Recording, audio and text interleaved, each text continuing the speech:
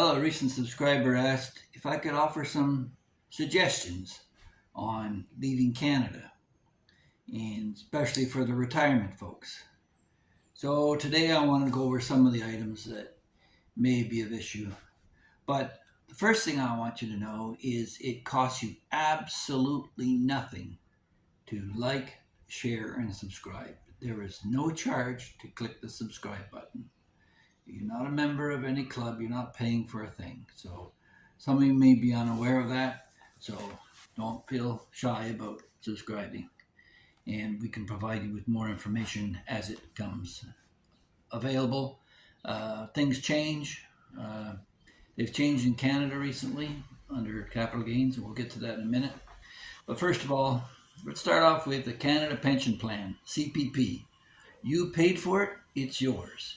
It's not begging, it's not a charity. It's an insurance program provided for by the Canadian government.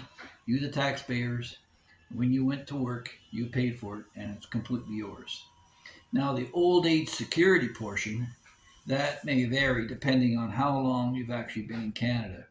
You must live in Canada for 20 years in order to collect it and not have to worry about it ever being withdrawn from you.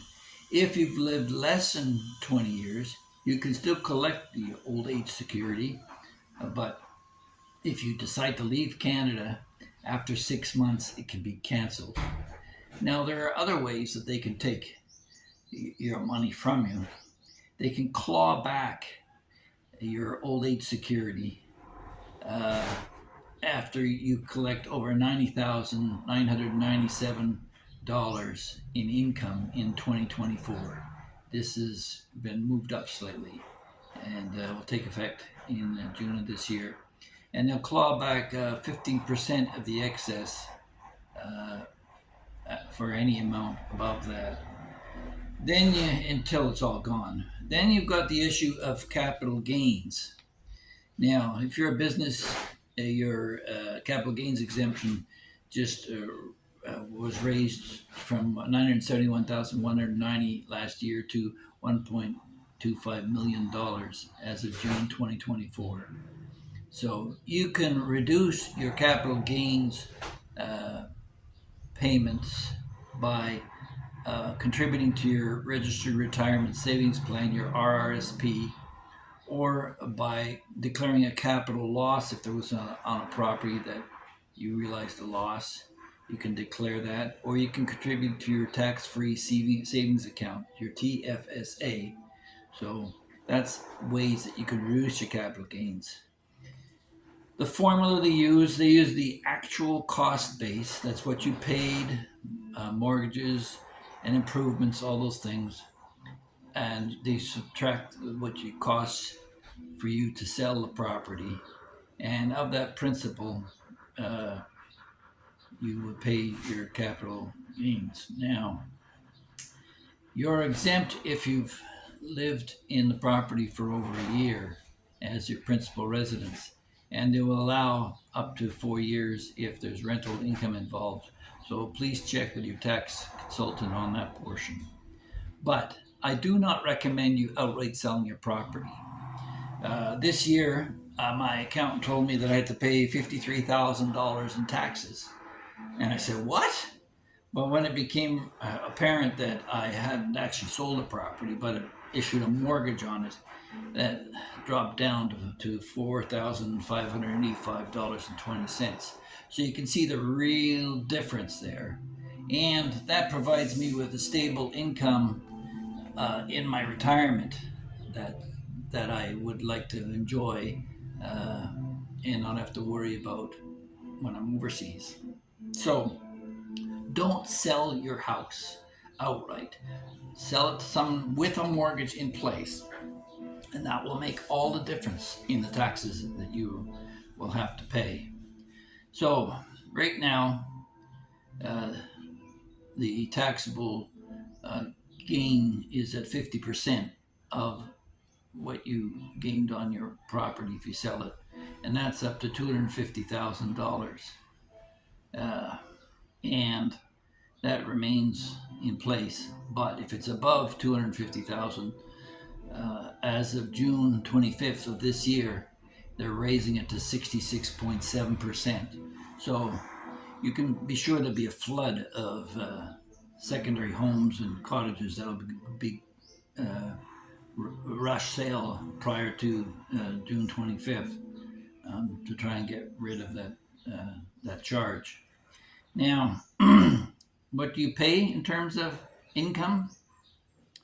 In Canada, the base rate is 15% of the first $55,867. I will attach the schedule of the federal taxes to this in the description below. But yeah, we'll also overlay the amounts here so that you can see them during the course of the discussion. If you make up to $500,000, say you made $500,000, you'd be paying $140,000 in income taxes. So that's your capital gains will be applied to that, and that's the rates that you'll be paying on that. So be aware of that.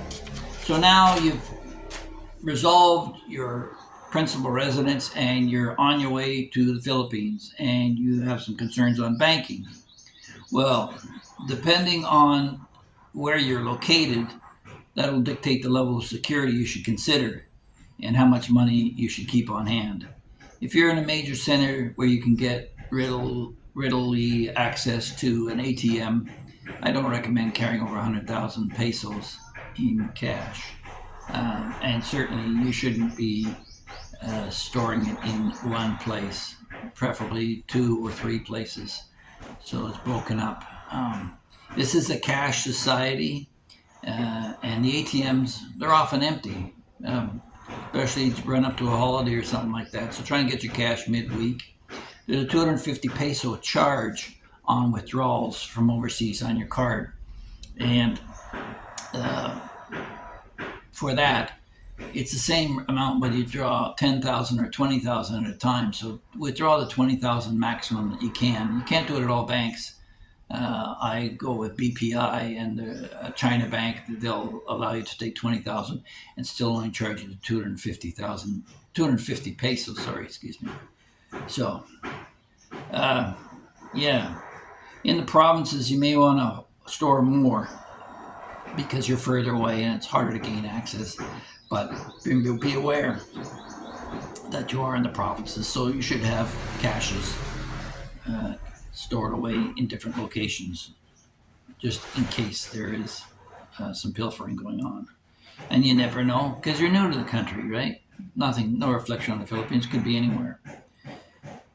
The simplest way to get access to a Philippine bank account is to simply get a Philippine driver's license.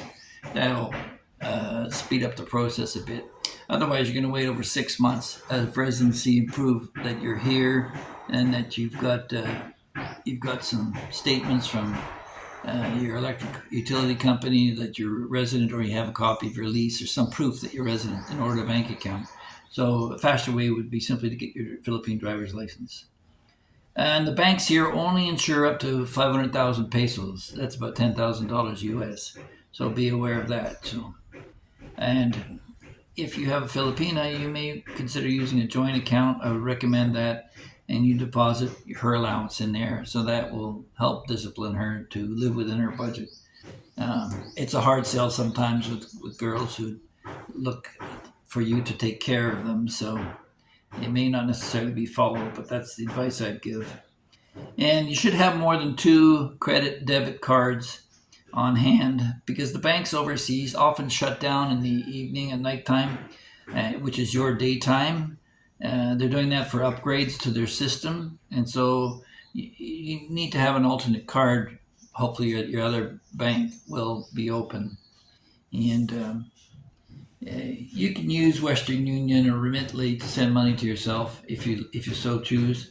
I find the charges a little high, and I prefer also to use my credit card for withdrawing from the bank as opposed to a debit card, because the credit card tends to give you a better rate and don't charge you excessive charges, because they're actually withdrawing it in the funds of your country currency that you're residing in. So you can do that. Right now, the Canadian dollar is trading about 42 and a quarter pesos per the dollar, and that's one of the better rates over the last 5 years. So it would be a good time to come and check it out.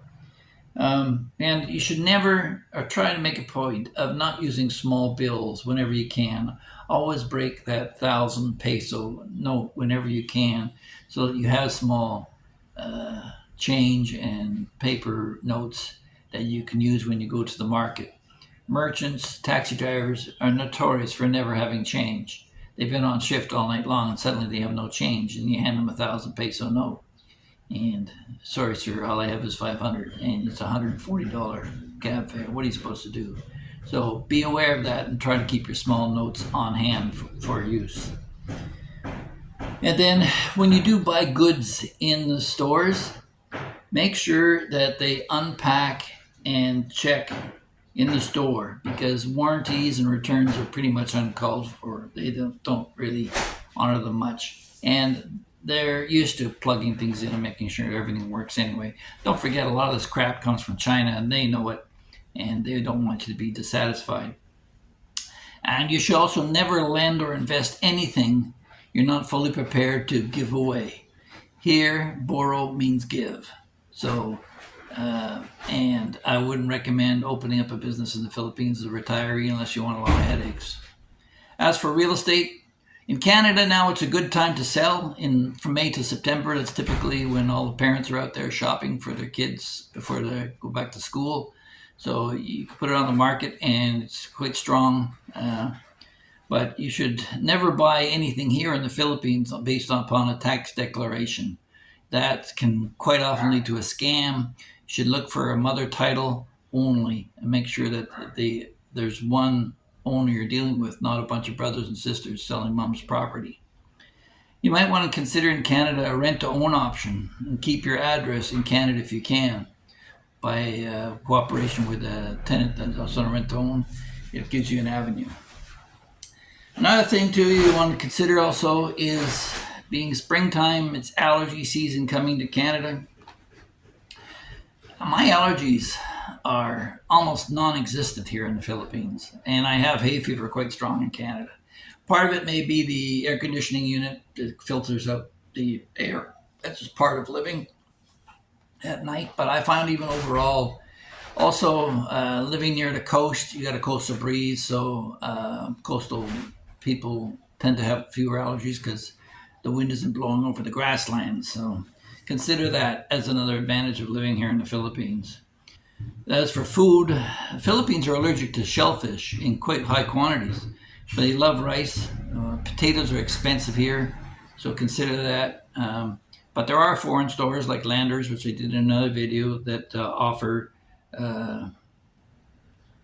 foods from other parts of the world, including beef from Brazil and from New Zealand and Australia, and Parmesan cheese, which is quite hard to find in a lot of cases in Asia. So yeah, you can get that here in a major center. Now, those of you who are arriving here and looking at a visa, you get a 29-day visa right off the bat, and an extension on that for another 30 days is $72, and another 30 days after that is $200. But you can go 60 days for $230, or 6 months for $414. And if you happen to be late in filing, it's 1,010 peso fine, which is like $24. So I've given these amounts in Canadian dollars, but basically that's what it is in Philippine currencies. That would be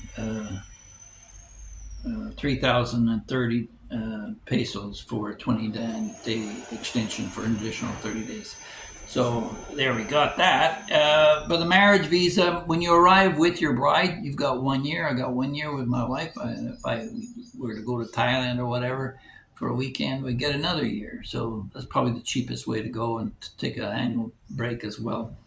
But yeah, you get 1 year, and after you've been here about 6 months, you can apply for an SRRV, a Senior Registered Retirement Visa, and that you have to file annually Other than that, you can just stay on your tourist visa for up to 3 years without having to leave the country at all. So you may want to consider that.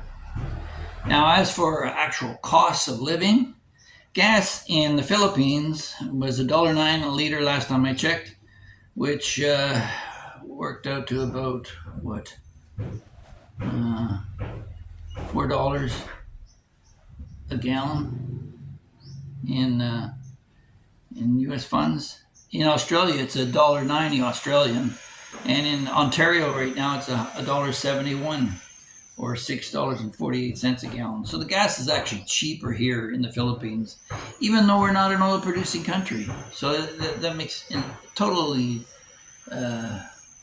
no sense to me. Canada, being a large oil producer, is paying more than the Philippines, but that's one of the reasons why I left the country. So that's it for visa extensions, Mara visas, gas, and food. Now let's deal with medical. First of all, there's zero waiting line.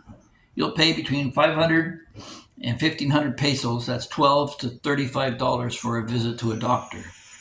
And the only thing here is that because it's a cash system, if you've been admitted and stayed there, you have to pay the hospital before you can leave, or they've passed legislation now you can write a promissory note that you will pay, but that's more of a consideration for Filipinos than for Westerners because we just slap it on our credit card.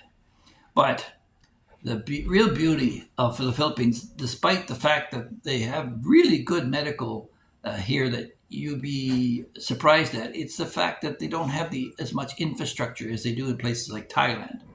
While America touts to be the best, they're actually 15th in the world. Thailand is 5th, and Thailand is a 3-hour flight. So you can just fly to Thailand, and there they'll pick you up at the airport, they'll take you to the hotel, they'll take you to your hospital, they'll get your operation, they'll take you back to your hotel, they'll take you back to the airport, and they have full medical tourism there. So, and it's so close and so handy. So I would recommend that. Now, the final thing that you're going to have to look at is the costs of getting here. Qatar is by far the best airline if you can fly. And depending on where you're located, you'll either fly east or west. But I like ASEAN, and there's a number of Korean airlines that are very good. The doors don't fall off their planes like they do in America. And it's 10,584 kilometers between Vancouver and Manila, and it's a 16 and a half hour flight.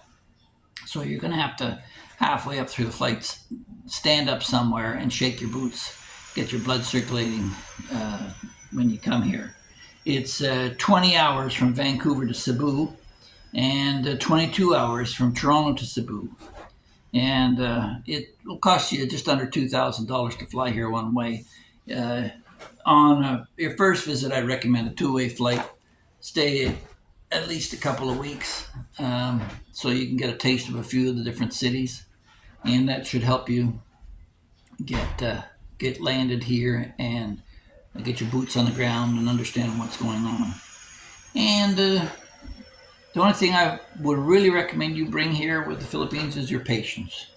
If you're an old codger who wants things a certain way, you're going to find things are different here, and you're going to have to get used to it if you want to feel comfortable. It's time for you to take your time to relax and retire and enjoy the time you've got left. Filipino people are very hospitable. You know that if you've ever been to a Toronto hospital or Montreal, any major center, you'll come across a Filipino nurse. They're great in their care and their love for their patients. And so they are here. The whole country is just full of them. So as a senior, you're going to be recognized in the banks and being referred to as Po. And don't be surprised if the whole line just moves aside and lets you go. They'll give you a special number so you can move to the front of the line as a senior. And your seniors are given discounts here, and they're respected. In fact, the government threatened a lot of the businesses that if they didn't fall into line and show respect for seniors, that there would be penalties involved. So, yeah, it's not for everybody, but certainly when you consider just the basic costs of living here versus Canada. I have no snow boots, no snow tires. I don't even need a vehicle. Um, the taxi cost me $1 to sit in, and then so much per kilometer. But a 15-minute ride will cost me maybe $3, $4. So I don't even need to maintain a vehicle. We have one. We actually have three. We got two motorcycles in a car. But do I need it? Not really. I could get by without. So, and being in Cebu, we're a major center. We've got the hospitals here. I've got reliable power and TV, cable, internet, all that stuff here. I don't worry about brownouts. Very rare here in the city. I think the last major one they had was after Typhoon Odette, which was a couple of years ago. So, yeah, hopefully you enjoyed this. If you did, please don't forget, it doesn't cost you anything to subscribe. And it also encourages me to produce more of these. I was producing 4, 5, even 6 a day sometimes, and I'm taking a little bit easier now. So hopefully I can provide you with better content, a more prepared content, and with the quality of the material, encourage you for your participation. So please leave your comments in the comments section below. That's how this video became a reality, because of a subscriber making a comment. Thanks again, and thanks again for all you guys who joined us recently. I really appreciate it. Don't be shy. Share it with your friends, and see if they can find some value to it. Certainly for Canadians, I feel for you. I saw this coming a long time ago, and I've made preparations for it. If you do plan to exit Canada, let me just leave you with this one little gem, okay? Don't rush into anything. Plot and plan. I remember when my dad retired, he decided to sell our family home, which we'd lived in for 30 plus years, and he was going to go buy a condo. I said, Dad, I'm in property management. Listen to me. Don't buy a condo. Rent for a while and get the feel of it. Did he listen? He's my dad. Do fathers and sons listen? No. So he went and bought a condo, and I listened to him till the day he died, complaining about the condominium association, how they were restricting with the stupid bylaws. He put his unit number on his garage door and had a fight with them because it didn't conform with their signage laws, and it was silly stuff that he didn't need when he was retired. So you don't need this aggravation when you retire. I certainly don't. So take your time and plan. If you're going to dispense of your property, check with your children, see if anybody has an interest in it, or your business, similarly so. And if there's no interest and you have to dispose of it, check with your tax consultant. Make sure that you're not going to have a huge capital gains on the front end and suffer for it. And also, make sure that you have an anchor there in Canada for your own security. It's always good. My kids have all got dual nationality here, both Filipino and Canadian. So we can go either way if we so choose. Right now, sadly enough, I think Canada's going the wrong way, and we're better off here. The school system, I've addressed that in other videos. My boy is a boy and my girl is a girl, and I don't have to worry about them changing that here. And nobody's going to come around and suggest that I terminate my life under medically assisted induced death. So yeah, there's a real love of seniors here, and you're not invisible. Don't forget that, guys. You aren't invisible. You count for something. You are a product of what was the greatest generation on the planet, our parents. And respect and honor to them. Live a long, healthy, and prosperous life. God bless you, and we'll see you in the next one. Don't forget to join. To like, subscribe. You forgot share. Good morning,